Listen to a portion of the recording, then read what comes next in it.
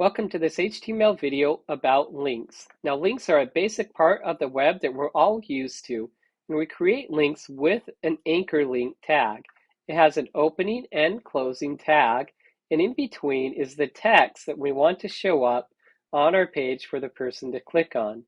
Now, we have one attribute. This is called the href, which is short for hyperreference, and it contains where we want the link to go to. Now, this is an absolute link. It contains the entire URL of where this link should go to.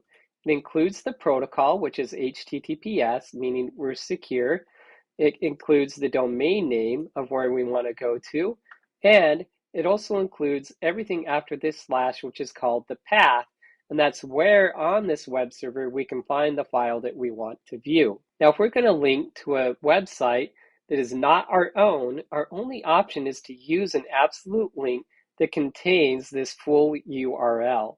If we're going to link to another page within our site, we do have the option of using relative links, which we'll discuss for the rest of this video. Now, I've added back in some structural tags that we learned about in a previous lecture. And inside here, we have our navigation. And if you notice, I put a link, an absolute link, outside of my navigation. And that's okay. Navigation is for navigating within your website. It doesn't mean that all your links have to go in this navigation section. And usually links that link to other websites will not go in this navigation section.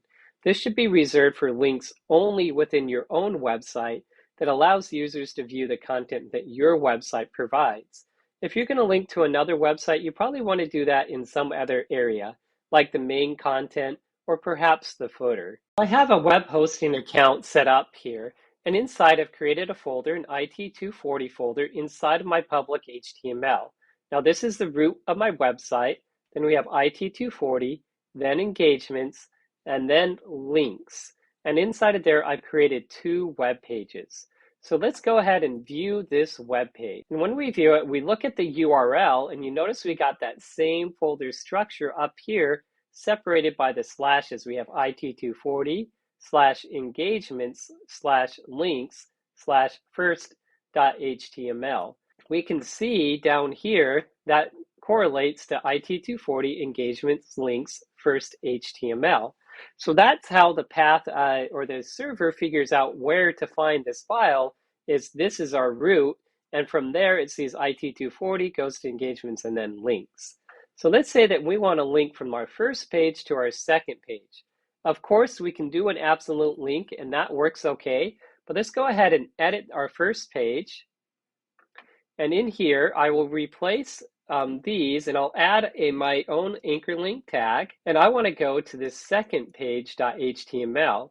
And because both the first and the second page are in the same folder, I do not need to include any more of the path, except I just need to include the name of the file. So I can skip the protocol, the domain name, and all the rest of the path, because this first page is in the same folder as the second page. So we'll go ahead and save that, and then we'll look at our page. And now we have this second link, and when I click on it, I go to my second page. Now on my second page, my HTML page, I'll also create a link that goes back to the first page by typing first.html. And again, I can do this because the first and the second page are in the same folder. And now we can see that we have a link that will link back to the first page.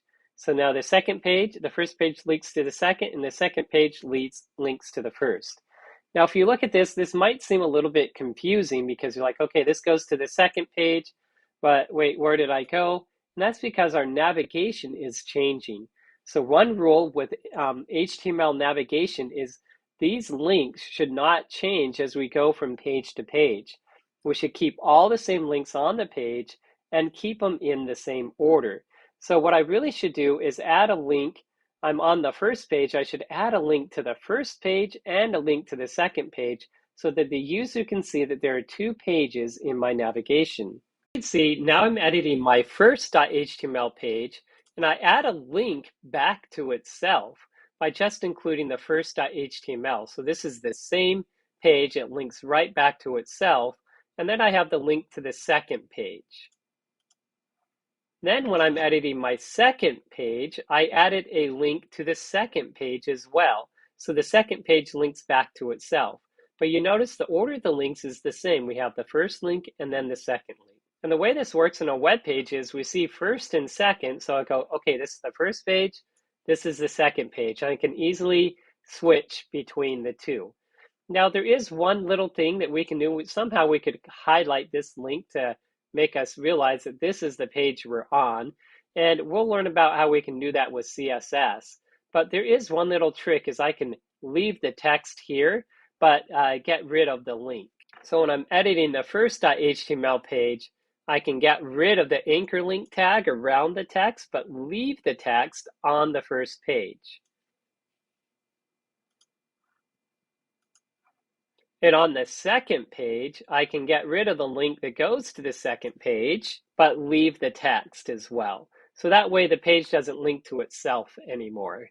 And now we can see, oh, the first page isn't a link anymore. So this is the page we're on right now. And then I could click second and now it's switched. The second page is the page we're on and we still have a link to get back to the first page. So this makes for really good navigation. The user can obviously see that there are two pages. They're on the first page right now, and now they're on the second page. So relative links to pages that are in the same folder is relatively straightforward because all we need to do is include the name of the file of the page that we want to link to. But let's say that we have a folder. So I created a folder inside of the links called inside folder. And inside of that folder, I created a page called pageinside.html. So now let's say that we're on this second page right here, and we want to link to that page that's inside of this folder. Well, how do we do that? So we create a link, and the path, we just include the name of the folder, then a slash, and the name of the file that's inside of that folder. And that'll create a link from this second page. Go inside to this inside folder and find the page inside.html to link to. So now we can see we have this link here, and we click and we visit the page inside of that folder. So now I'm editing the page that's inside the inside folder. And I add a link, and I want to link to that second page that's inside the links folder. But that means we need to go up a folder. To go up a folder, we put two periods and then a slash. So two periods means go up one folder and then find the second .html. So that'll link from a page inside of here up one folder to the links page and then look for a second .html file inside of there.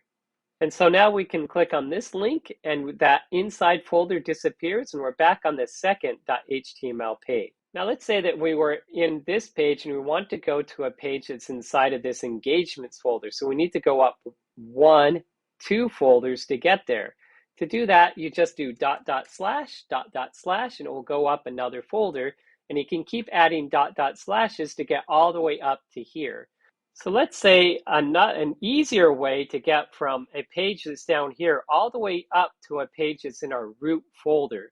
If we want to do that, we could do the .. slashes like we did before, or we could say start over. And the way that we start over is we start our URL with the slash. And this means go back up to the public HTML and look for a file inside of this folder called first.html. Now this happens to be the very first page I created for this class. And then again, I can click on this very first page, and sure enough, I'm on that very first page. And if you look at what happened to the path, that IT240 and engagements and links and inside folder all disappeared, and we went back to our root. Now, one last thing I'll demonstrate before we finish is what happens if we make an error.